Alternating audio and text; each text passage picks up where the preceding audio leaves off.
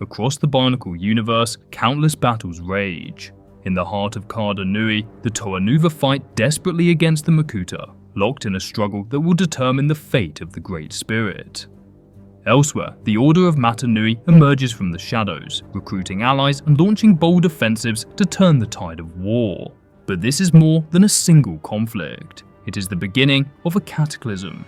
Today, we follow three vital fronts in the unfolding Destiny War: Axon and Brutaka's perilous mission to the war-torn island of Zakaz, the Toa Hagah's return to a divided Metru Nui, and the Toa Mahri's race to stop a deadly swarm on Artidax. The battle for the universe continues.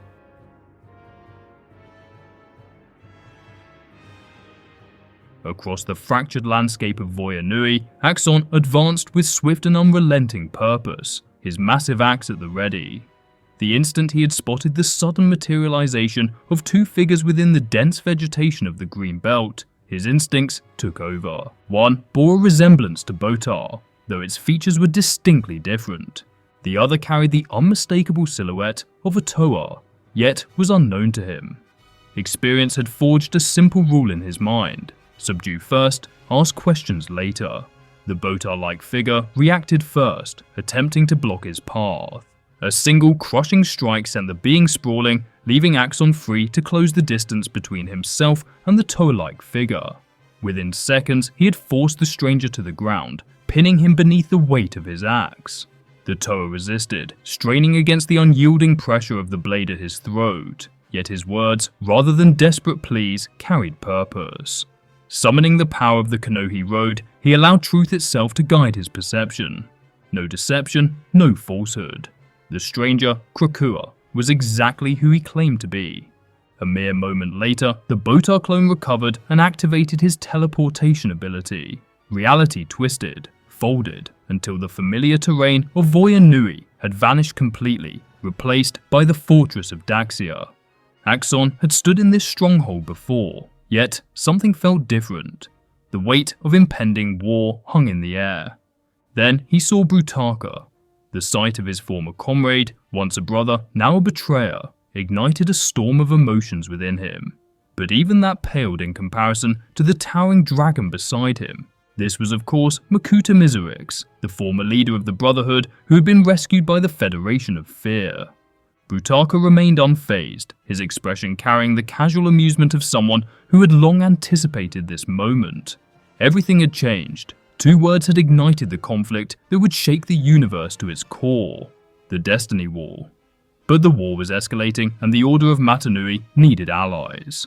Brutaka and Axon were to set off for one of the most unlikely places to find allies, the island of Zakaz, the home of the Skakdi. A few days later, a battlefield stretched before Axon, a chaotic mess of scorched sand and shattered structures. Zakaz had never been a welcoming place, but today it felt particularly hostile.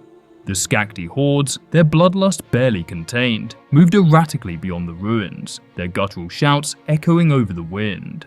Beside him, Brutaka was at ease, hurling occasional energy bolts toward the attackers as though this were just another sparring match rather than an all-out war. The mission had unraveled within minutes of their arrival. What should have been a negotiation with Warlord Nektan had become a siege, Skakdi forces pouring in from all directions. The Skakdi were relentless, laughing even as their comrades fell, snarling as they lunged forward, reveling in the sheer brutality of battle. They could fight like this for days, and unless something changed, he and Brutaka would be buried beneath their numbers. Then, without warning, Brutaka moved.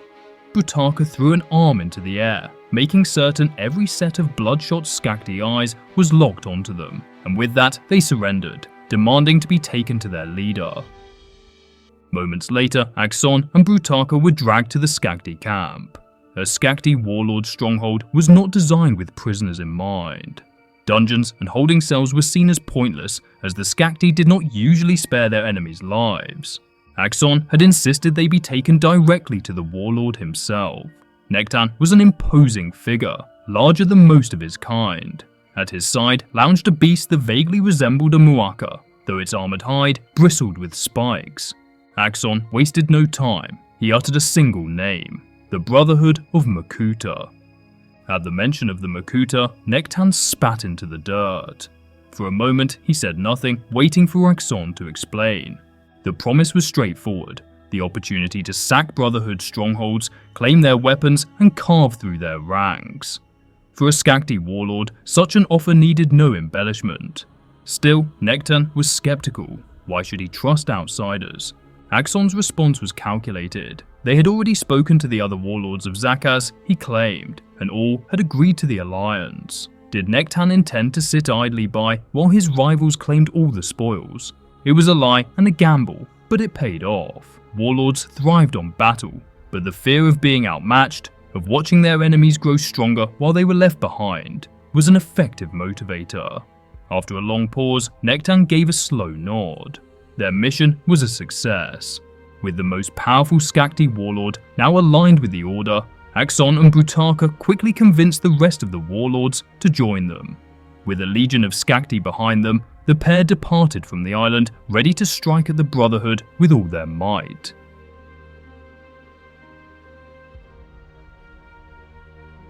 A few days later, Axonn and Brutaka watched over another battlefield. On the war-torn ground, Skakdi warriors clashed in a frenzied assault against a force of Rahi. The island itself, an otherwise unremarkable landmass in the southern chains, had been little more than a quiet Matoran settlement, until the Brotherhood of Makuta had repurposed it as a staging ground for invasion. Its former inhabitants had long since been eradicated, used as nothing more than practice for the Makuta's monstrous creations. The battle had begun with catastrophic losses for the Skakdi. Initially overwhelmed, their forces had struggled against the precision and power of the Rahi. But where the Makuta's creatures fought with instinct and programming, their opponents possessed the raw and volatile power of rage. Wounded but unbroken, the Skakdi adapted. Their fury drove them forward, tearing through the enemy lines. As the battle loomed, the two titans descended into the heart of the island. A massive subterranean chamber stretched before them. It was barren, save for a single disturbing feature: a pool of swirling, viscous liquid antidermis, its surface rippling in unnatural patterns despite the absence of any wind. This was the place where the Great Spirit had created the Makuta. From these waters, their essence had taken shape, their forms forged and imbued with power. It was from here that new Makuta would have to be born. Destroying this pool would ensure that no more of their kind could ever rise. Before either could act, the pool reacted. Without warning, the liquid erupted, an explosion of searing, caustic fluid that struck them head-on. The substance clung to their armor, seeping through the seams, burning as though alive. Axonn plunged beneath the surface, the green-black liquid flooding his mouth and lungs before he could even react. His limbs flailed, seeking something, anything to grip, but there was nothing but the suffocating weight of the substance pulling him deeper. Then, without warning, his descent reversed. A force seized him, wrenching him upward through the murk, his battered form dragged free from what should have been a final resting place. The moment his body struck solid ground, he collapsed, hacking out the vile fluid, his vision swimming in blurred, shifting colors. Brutaka hovered inches above the chamber floor, no longer standing, but floating as if reality itself struggled to contain him. A presence, vast, unknowable, surrounded him, pulsing in the air like an echo of something ancient and unspeakable.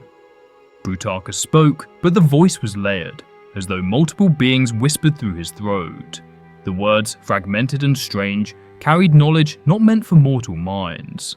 He spoke of things beyond even the wisdom of the Order of Mata Nui. The words spilled out in a fevered ramble, mentions of a shattered world, of forces that had to be united, of a figure who hid beneath, waiting to meet his destiny. Then Brutaka's hand shot forward, seizing Axonn's arm. The thing wearing Brutaka's form tightened its grip. It spoke of how something had to be remembered, something had to be seen. If it was not, then a journey spanning 100,000 years would be wasted. The past, the present, and the fate of all things would unravel. The shattering had to be undone. Far away, Jalla stood motionless in the heart of Metru Nui, staring up at the newly constructed statue of Metoro. Yet for Jalla, remembrance brought little comfort. Metru had given everything to fulfill their destiny, and though victory had come, it had demanded too high a price. A sudden burst of light shattered the stillness. As his vision cleared, he saw 6 figures standing before him. The leader of the newcomers, a Toa of Fire, stepped forward and identified himself as Norik of the Toa Hagah. He had no quarrel with the Toa Mahri, nor did his team wish to harm anyone, but their purpose in the city was non-negotiable. Jala's team had no intention of standing aside for strangers. Hyuki had already stepped forward, his posture making it clear that the newcomers would explain themselves or be considered enemies. Norik's answer was as blunt as it was shocking. The Colosseum had to be destroyed. The argument between the two Toa teams soon escalated into chaos. Norik clashed with Jala, neither gaining ground, while Bamonga struggled to even locate Nuparu, who was exploiting every shadow and crevice with the aid of his mask of stealth. Iruni countered Hyuki's next attack, catching the chain in midair and using the Toa of Stone's own momentum against him, sending him crashing into a rock wall. Summoning his control over Rahi, Qualis sent out a mental call. Deep beneath them, something ancient stirred. A moment later, the ground erupted. A massive claw burst through the surface, seizing Nuparu in its grasp. The battlefield froze for an instant, but Harley reacted first. A powerful jet of water struck Qualis, breaking his concentration. His mental grip on the creature loosened, and in an instant, the battle shifted from Toa against Toa to something far worse.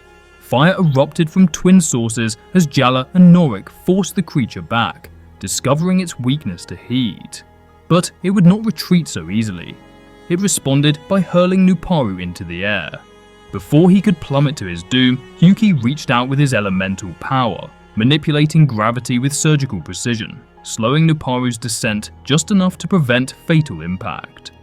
Then, Kongu and Iruni joined their power to that of the Toa of Fire, crafting a vortex of flames that consumed the air around the creature. Trapped within, its wings ignited, and its deafening roar turned to agony. Overwhelmed, it finally collapsed, sending shockwaves through the city. Norik and Jala surveyed the destruction. The damage to Metru Nui had come not from Makuta, but from their own clashing wills. If this continued, the Matoran they swore to protect would pay the price. The plan had to change. Destroying the Colosseum outright had never been a desirable outcome, but it had seemed unavoidable.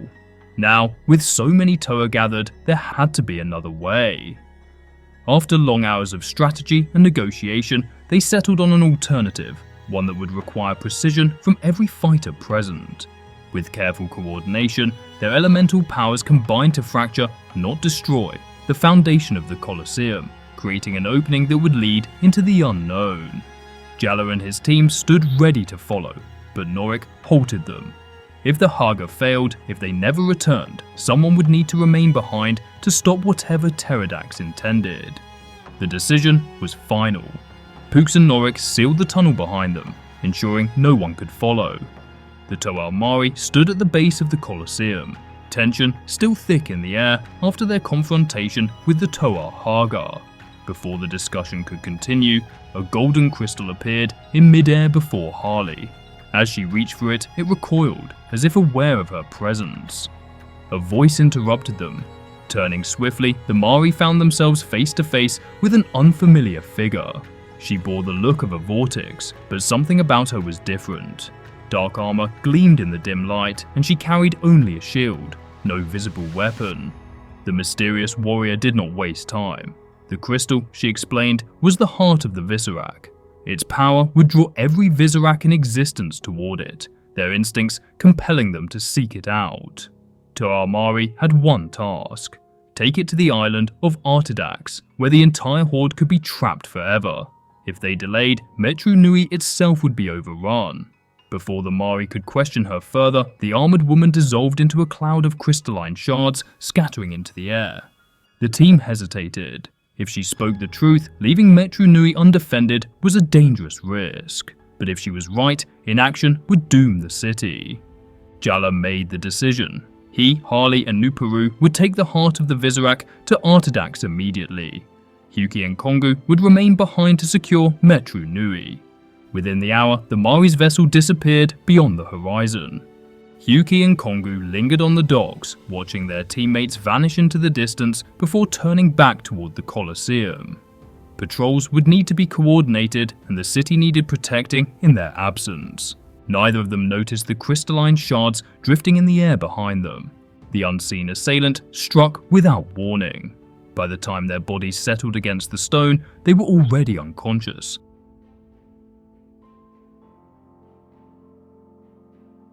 Days passed at sea before the Mahri neared Artidax. Their voyage had been eerily quiet, yet as they approached the island, that silence was shattered. Across the distant shores, the ocean itself seemed to move. Legions of Visorak skittered in pursuit, skating across the waves or clinging to drifting debris. Thousands upon thousands of the creatures were converging on the island, drawn by the power of the crystal. Reaching Artidax, the Mahri found unsettling signs of prior activity. Tracks marked the sands, some faded with time, others disturbingly fresh. Then, a voice. A gaunt, blue-armored figure emerged from the jungle. His cruel smile was unmistakable. Takadox. Jala recognized him immediately. Once a ruler of the League of Six Kingdoms, now a fugitive, the warlord had escaped the pit only to find himself stranded once more. Takadox revealed what he had witnessed, a pair of unknown beings appearing in a flash of light, unseen by all but him. They had scaled the volcanic slopes and planted something along the rock face before vanishing just as swiftly. Even from a distance, Takadox had recognized what they were doing. They were setting the island to erupt, and when it did, everything on Artidax, Toa, Visorak, and Takadox himself would be reduced to ash. The Barraki had no way to escape the impending disaster, until now. Summoning his hypnotic abilities, Takadox locked eyes with Harley, then Jala. When Nuparu attempted to avert his gaze, his own allies turned against him, forcing him to meet the warlord's stare. Within moments, all three had fallen under his control. Takadox exhaled in satisfaction. The Toa's ship would provide the escape he needed. Calmly, he boarded the vessel, adjusted its course, and set sail. As Takadox disappeared over the horizon, the first waves of Visorak reached the island. A wave of Visorak crawled across the island's black sands, drawn inexorably toward the heart of the Visorak. The three Toa Mahri, frozen in place, remained unaware of the danger around them. Minds ensnared by Takadox's hypnosis, they stood motionless, oblivious to the volcano's tremors, the looming swarm, or the betrayal that had left them stranded. A force beyond the material world stirred within the silence. A voice, distant yet clear, reached through the fog of unconsciousness. Something shifted within Jala's mind, a foreign presence, dark and amused. A familiar yet unwelcome intrusion wormed its way into his thoughts. The voice carried no warmth, only a clinical curiosity, laced with disdain. The Makuta's presence radiated through his subconscious like an unseen shadow. A sudden jolt of pain tore through Jala's body, severing the fog of Takadox's control. Awareness flooded back, and instinct took over. Fire flared from his fingertips, striking the nearest Toa Mahri, the heat enough to snap them free from their trance. The horde descended. A wall of water slammed into the front ranks of the spiders, sending them skidding back across the sand. A barrier of fire flared to life behind them, cutting off their approach from all sides. The ground beneath them trembled, a deep, rolling tremor that signaled the final warning. The volcano was reaching its breaking point. The sky above thickened with ash as the mountain's blackened peak glowed with molten fury. The island had become a trap. The Visorak horde surged forward, emboldened by the lack of an escape route. A storm of spinning Rotuka spinners tore through the air, forcing the Toa to deflect or evade. The ground shook violently, sending cracks racing across the volcanic stone beneath them. The heat intensified, and the sound of erupting magma echoed across the island. The volcano would not wait any longer. A decision had to be made. The only path left was through the sea. A surge of earth erupted beneath their feet, sending the front lines of the Visorak tumbling backward. The opening was slim, but enough. A final blast of fire and water cleared the way, and, without hesitation, the Toa dove into the ocean. Darkness swallowed them as the volcanic eruption reached its peak. Artidax convulsed, the earth splitting apart in an apocalyptic roar. The sky ignited in red and orange as rivers of lava cascaded toward the shore. The Visorak, bound to the call of the heart, could not flee. They had been led into a massacre. Beneath the waves, the three Toa fought against the currents, struggling to outrun the disaster unfolding above. The water churned violently, stirred by the collapse of the island behind them. When they finally surfaced, only destruction remained. Artidax was burning, its landscape reshaped by fire. The Visorak horde was gone, wiped from existence by the very trap meant to imprison them. No victory was celebrated. The betrayal was clear. No one had warned them, no one had told them the plan was a death sentence. They had been used. Their survival had been an accident. The ocean stretched endlessly around them. There was no land in sight, no vessel to bring them home.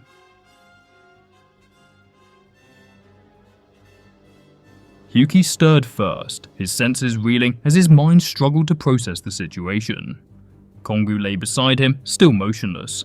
Rising to his feet, Hyuki took in his surroundings. They were still within the Colosseum, but something felt off. No guards stood watch outside their chamber, and the silence of the corridors was unnatural.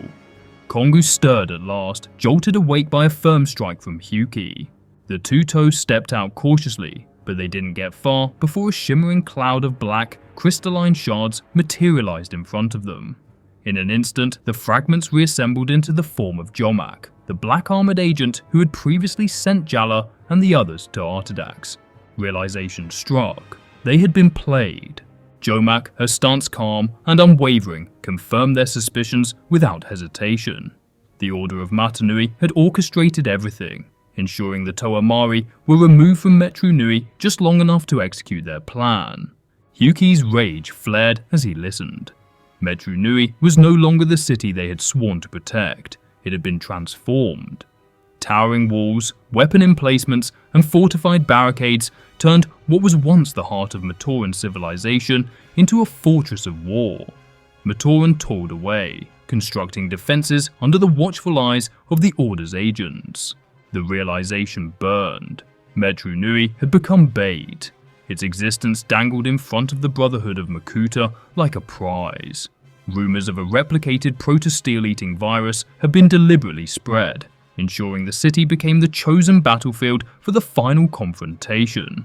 The Turaga had objected, of course, but their protests had earned them nothing but confinement within the Colosseum. Jomak's message was simple: stay out of the way. The Order's war had begun, and interference would cost lives.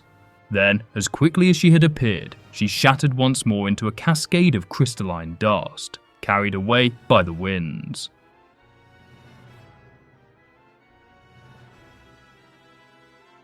Elsewhere, far beneath the waves, within the cold, blackened halls of the pit, Hydraxon paced in solitude. A stone tablet lay in his grip, its message etched deep into its surface. The orders had come from Daxia. He had read them twice. He still found them difficult to believe. The heavy door creaked open and Toa Lesovic entered, another fugitive recaptured and restrained at his side. Since their first encounter, the two had established a reluctant partnership, working together to track down and subdue the escaped criminals of the prison. Lesovic studied the orders, his expression shifting as he absorbed their implications. No further discussion was needed. Descending a narrow iron ladder, Hydraxon reached the lowest tier of the prison. The reinforced cells loomed before him, their interiors shadowed, but not silent. Behind the heavy bars, four figures watched his approach with barely concealed contempt: Prydak, Kalma, Mantax, and Elek. The Barraki had long since abandoned any delusions of escape, but their hatred had never faded. Hydraxon met their glares with an expression as cold as the ocean above them. He had come with a purpose, and there would be no room for debate. A war had begun. The Brotherhood of Makuta had to fall. The deal was simple: fight and walk free. Kalma remained impassive, weighing the offer without emotion. Prydak, however, stirred at the prospect. The opportunity had been granted. A second war awaited. A chance for conquest. A chance for the League of Six Kingdoms to rise once again. And this time, there would be no Makuta to stop them. If you enjoyed this video, I'd really appreciate you checking out my brand new animated channel, Mindforge. It's all about exploring the wildest ideas in science and futurism. Things like sun-eating megastructures, civilizations at the end of time, and technologies that push the limits of what's physically possible, but might one day be real. I've left an end screen so you can watch our very first short right now. Longer videos are coming soon, and I'd love to have you there from the start. Thanks so much for the support, and I'll see you in the next video.